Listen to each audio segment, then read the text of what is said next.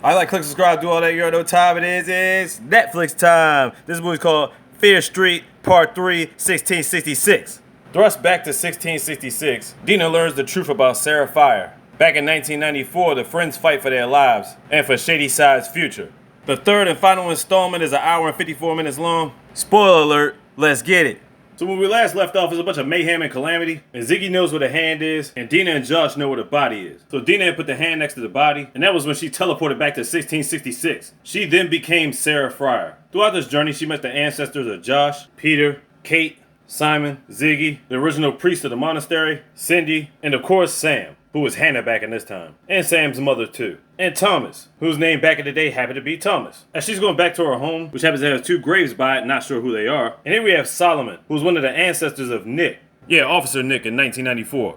He basically believes she's always come off as different. I think one of the gravestones was Sarah's mom. Nightfall, her and her friends venture out into the forest, and they go by this tent. And this tent has spell books, curses, and all this other stuff in it. Bunch of satanic stuff. And who runs it happens to be the ancestor of Nurse Lane. She tells her don't go meddling around this stuff is pure evil. I know she's thinking, well, if that be the case, why the fuck do you have it? So they dip out and go back to the party. Dude tries to get at Sam, but Sam ain't having none of that. Deena gets away, punches him in the face, and makes fun of him. Then Deena and Sarah and Hannah, get their own time in the woods. But apparently somebody was spying on them. So they're pretty sure at this point somebody saw them. And back in those times, dealing with somebody the same sex is the same as bad omens and witchcraft. So when they got to the house, we saw that Thomas was the one that spotted them. Then Sarah gets back to the house. Then she hears a noise. She's startled for a minute. But it was just her dog. Next day, Harold wakes her up. He's like, man, I did all this work. Come on, you gotta help me out. But Sarah goes to see Hannah instead. They're just in there chilling, reading one of these Bibles. And Hannah's mom is really not allowed her to see her anymore. But she let her anyway, because she don't care about that. Of course, mom comes back home early and kicks her out. She believes she's practicing foolishness. Then Peter found out she came home late last night talking about you was out there with the pastor's daughter, huh? She denies it, of course. Says she was out with everybody. We was just gathering around. Next day, she wakes up, food's all rotten. Pretty much all the food has some type of bugs in it, and it's moldy on top of it. She goes over to the pig pen. There's one pig that had babies. Turns out for some reason, this pig was actually eating her own babies. So Harold gets to ask for her, and she got to put him down. And she puts him down with fucking authority. Then she sees Simon try to eat an apple. It's all moldy and dusty. Then the townspeople are trying to get some water out the well, and they found her fucking dog dead in the well. I'm like, oh man. So now since all these things are happening, here comes Thomas proclaiming that there's some witchcraft going on around here. And because he's seeing Sarah and Hannah doing dastardly deeds, you already know he's about to accuse. She goes home and she talks to Solomon. And she thinks all these things are happening because of her and what she's been doing with Hannah. And Solomon says a curse can't just be put upon you. You would have had to have done witchcraft already or sold your soul to the devil. But I'm not so sure she's reassured of that notion. Then all of a sudden the townspeople are screaming because the church is locked up. The reason why they're going crazy is because some of the kids are in there. So they bust through the side door, and what Solomon sees when he walks in is the priest with his head down and 12 other kids' heads down. And he was chanting some satanic scriptures. But what Solomon sees when he looks around is the pastor's eyes completely pulled out, like what the fuck? With a bloody sickle in his hand. That can't be good. And he actually pulled out all the eyes of the other kids in the monastery. Holy shit, there were a pile of eyes sitting in the middle of the walkway. He killed these kids, but for some reason, he's the only one still able to move around after they plucked his own eyeballs out. And that's how the first killing started in Shadyside.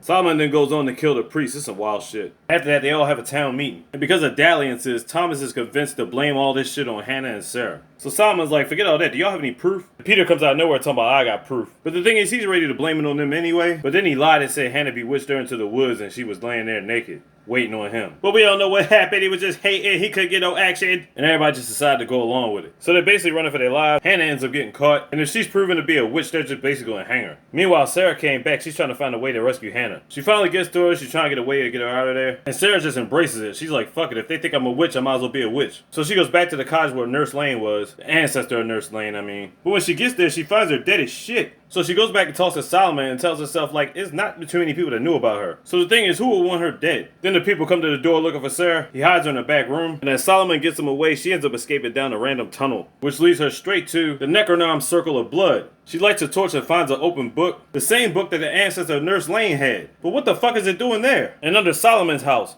Oh shit. It turns out Solomon is the one that sold his soul to the devil himself, and he's the one that killed her. Basically, he's the one that's been practicing witchcraft. She doesn't agree with his methods, and then they get into a tussle. Then she finds another dark cave. And this is where it gets crazy. She finds another way to try to get out, but Solomon attacks her, and this is the part where he cut off her hand. And that's how her hand got in the stone in the first place. Oh shit. Then she somehow got away and started crawling through this tunnel, and came to this wooden pallet. Now in 1978, this is the same area that Cindy got to, where she got into the girder to break into the mess hall. See how all this stuff is starting to connect? Well, anyway, she busts loose out of that, and it's a passageway right to the church. Funny how all these dots are connecting, right? She goes outside and she sees Hannah chained up sitting by the well. And at this point, Solomon grabbed her, captured her, and he tells the people he caught the witch. Even though we know she's not the witch, she takes full responsibility and claims she did it all on her own, mostly to save Hannah's life. Then she tells Solomon the curse will haunt him for the rest of his days and his generation going down, his family. And I started thinking to myself, what time did she have to read those books? Solomon had more time to develop witchcraft than she did. So how did Sarah put a curse on him that lasted over 300 years? Well, anyway, they commenced the hanging and that was it. Now originally they buried her body next to the tree, but Hannah and her friends actually moved the body at night. And that's why it was in a different location in 1994 when they found it. And before you know it, takes us back to real time in 1994. Now it's pretty strange throughout all the people that's driving this road, only Officer Good lands up over here. Before Josh can even say anything, Deena snatches him up and is like, let's get the hell out of here. While Nick is looking for him, they give him over to slip and take his car. And now she gives Josh the explanation. It turns out that Sarah Fier was innocent. Solomon was the guy doing witchcraft. The thing is, Solomon is part of the good generation.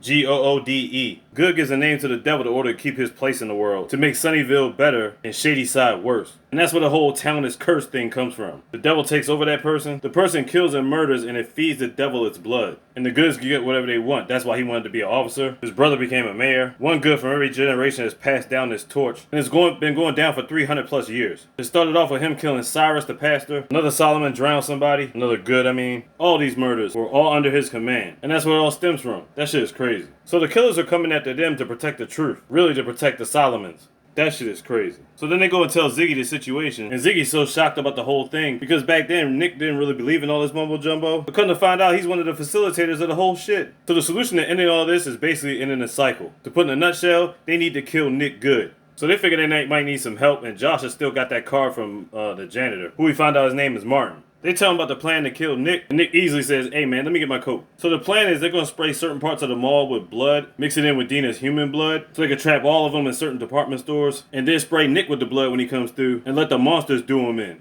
Now that was the plan until the real cops showed up, which afterwards caught them off guard, and then the motherfuckers popped up out the blue. But they still gonna stick to the plan, which they do. They end up trapping a couple of them in the stores. The only thing is they're still missing Ruby and they're still missing Nick. Then Nick comes and confronts Izzy face to face. Then the plan almost works, and they release the monsters to attack Nick, but he ends up grabbing Iggy and smearing the blood all on her too, so it's like, oh fuck. Deena finds a way to get her free, but then Nick escapes and Deena starts following him. She goes down this girder, which is the exact same spot as the mess hall back in 1978, which is the exact same spot as the church back in 1666, in which the cave is still down there. Now these guys are trying to figure out what to do. While all that's going on, nobody realized that Sam got away and now she's looking for Deena. Keep in mind, Sam is still possessed. Deena gets back down to this blob-looking thing that has literally been surviving for over 300 years. Then Sam catches up to Deena. Ziggy shooting niggas, running out of bullets. All of a sudden, all the monsters disappear and turned into flies. And that's because Deena stabbed Nick right in his fucking eye with a silver blade. Done deal, deaded his ass, it's over. Sam's back to normal, the names on the wall disappear, the symbol disappears on the ground. Nick had stabbed her in the stomach during the fight, but to no avail, she had a bunch of books protecting her.